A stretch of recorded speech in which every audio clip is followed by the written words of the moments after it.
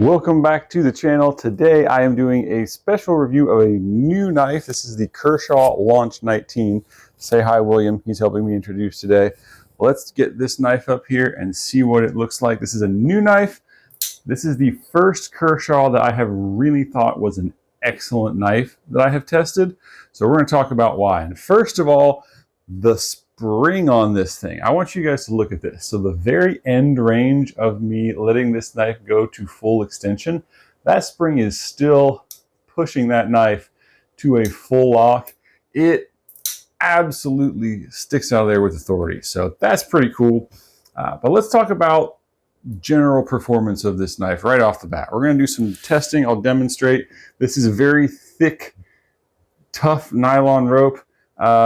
This is a swept back blade, and it still just went through it very quickly, which that actually surprised me. I thought this would be harder than that. Slicing and dicing, this is a pretty much full flat grind. There's a little bit of an angle right there at the top where the grind runs out here, but up here the grind is fully flat. So it does slice very well. You can use it very easily for vegetable and kitchen tasks. As you can see, I am making very easy, quick work of that onion, and it is not binding or catching at all. Cutting into hard material, handle is okay comfy. It's not perfect in my hand. When I was doing my extended cutting, this did bother me a bit, but you can see it bites deep into that wood and takes off chunks, no problem. So good blade shape if you like a swept back blade. It does very well cutting on flat surfaces like this. Not quite as good for rope or cording, but you know, overall a decent blade shape. It's not my favorite EDC, but this is my wife's favorite EDC blade shape. So some good endorsement there. Here is size-wise next to a bug out. You can see it has about the same cutting edge size as a bug out. A little bit more flat here, a little bit more swept back at the very end. Here it is next to a Deca, Hogue Deca, larger handle with similar cutting surface, which makes it a bit comfortable, a little bit thicker on the handle as well. I tend to prefer this handle shape. My wife likes this one better. She has smaller hands than me, so a little bit more towards smaller hands here. Here it is next to a 4-inch cold steel tie light, just as a size comparison. Edge retention, this blade did excellent. It did 400 cuts through a dowel before it got dull. That is not the best I've tested, but it is far better than previous 154 steels that I've tested. I've tested 154 CM in a Benchmade before, and it only did about half that many cuts before it got dull. So the CPM version of this steel, the CPM 154 steel that's on this knife, seems to have done better. Kershaw seems to have done a better heat treatment on it than Benchmade did. The CPM just refers to the fact that it's made by Crucible Industries, and it's a powdered steel, so you get a little bit more homogeneous of a steel. It's a little bit more of a high quality steel than their old-fashioned 154 CM.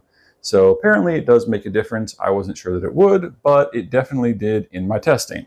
All right, so there's several things that I want to bring out about this knife, why I think this is a better Kershaw than I've tested before, and why I ended up really liking this knife. First of all, the handle shape is okay for both big and small hands. It scales well to my XL size hands. Like I said before, it did get a little uncomfortable during testing compared to some of the other knives that I did at the same time, so it wasn't the most comfortable blade shape.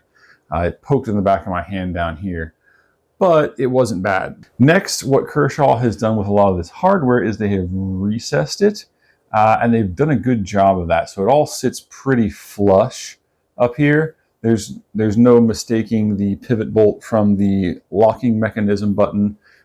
They've done a good job of making this knife look very classy, even though this is not one of their higher end or Kai's higher end zero tolerance models. It is still a Kershaw. This also has very smooth lines. The G10 adds some flair. The Cerakote on the blade adds some flair. Stuff I'm not used to seeing on a Kershaw and not really used to seeing at this price point. So they've done a great job on the styling and making this look like a very classy knife. It looks appropriate to the price point that it is, which is 160-ish range on most places, but good job there. Another good thing is the pocket clip. Nobody does a pocket clip really better than Kershaw. They do more with less on this.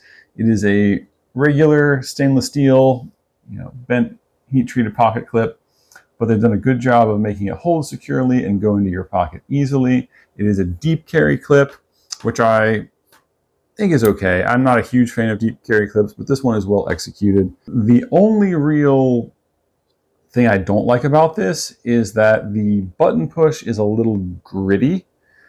So when you're pushing that button, you can feel a little bit of grinding and stuff, and that's more because of the Cerakote. So the Cerakote on the blade actually goes into the neck of the blade, and it sits underneath of where the button lock slides along the blade. And because of that, it does feel a little bit gritty. It will probably go away as you use it.